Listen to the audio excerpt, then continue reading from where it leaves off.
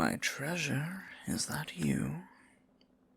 As much as I'm glad you're taking advantage of all that my castle has to offer, what in the name of the great mage Everard are you doing in the library at this hour of the night?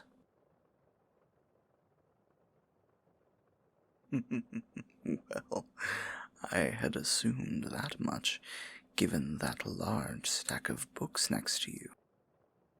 But surely it could have waited until morning. Why must you sit here in the dark, straining to try and read by the candlelight?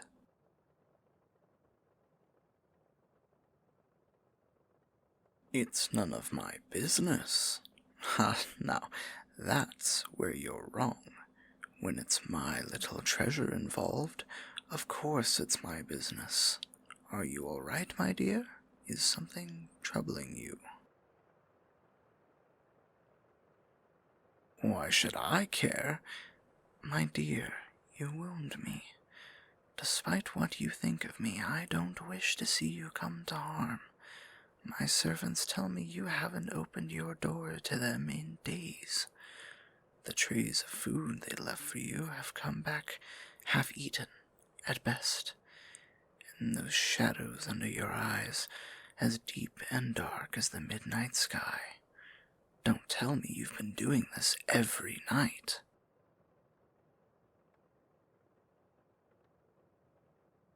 Oh, there now.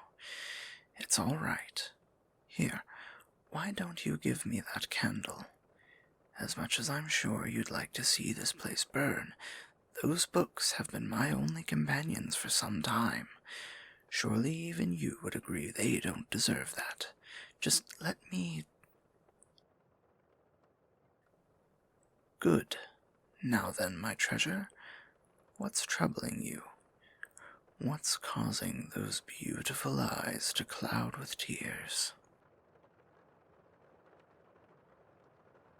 I won't let you be until you tell me what's wrong. What kind of a host would I be to let you suffer all on your own? Please, my dear, tell me what's... You don't want to hurt me. Is this about what happened the other day? Ah, I see. Well, rest assured, my dear, I am perfectly fine. A few salves for the bruises, and I was back to normal. As unexpected as the incident was, I admit. Perhaps I shouldn't have been quite so hard on you. You needn't be stressed on my account. I don't understand. Then what? You can't control it. No. You don't mean to tell me you've been suppressing it. For how long?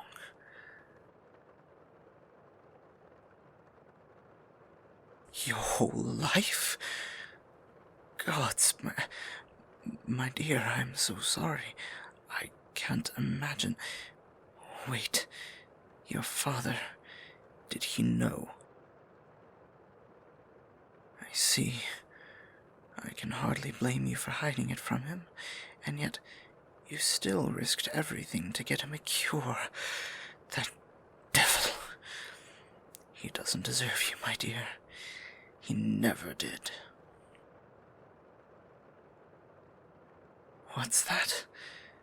You were planning to change the laws once you ascended the throne. You would have allowed magic back into the kingdom. I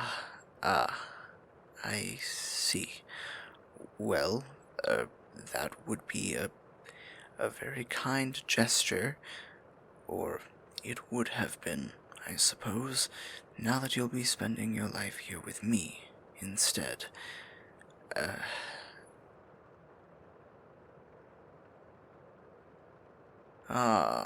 So that's why you're here, burning the midnight oil, as it were. You're trying to find a way to control your magic, but My dear, you can't simply control it. Magic isn't meant to be suppressed. It's meant to be used. As long as you lock it away, it's simply going to keep building until finally, with nowhere left to go, it bursts out like a racehorse at the gate. Trust me, I should know. You need to embrace it. Stop pushing it away. Once you do that, you can learn to work with it.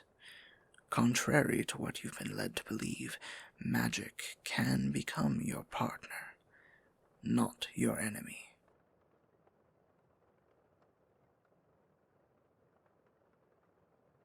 How?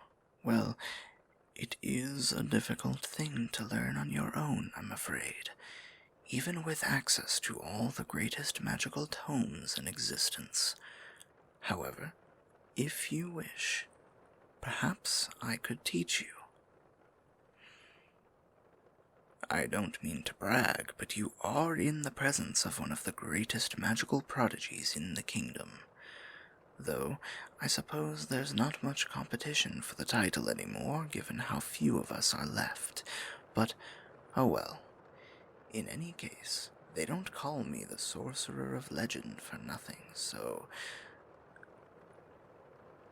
What? What? Nonsense, of course they do.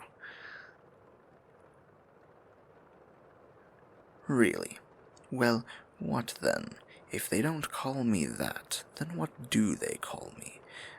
Actually, no, don't answer that. The point is, I didn't become feared throughout the kingdom for nothing. So, if you'd like to learn how to use your magic, I'd be happy to teach you.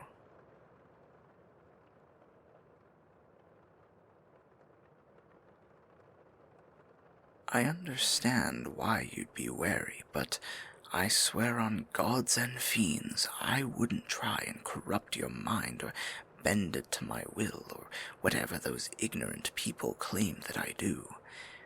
As much as I despise your father, this is about you, my dear. Well, what do you say? You would, truly. Wonderful. Yes, wonderful indeed. I'll be glad for the chance to banish that frown from your face. My jewel deserves nothing but happiness after all. With my tutelage, soon you'll be shining more brilliantly than ever. We'll start tomorrow. In the meantime, my dear, I think you are long overdue for some sleep. I'll have the servants bring you some warm tea. No, it won't be laced with some secret potion, I promise. Just some tea. I find it helps quiet my mind on nights when sleep seems out of reach.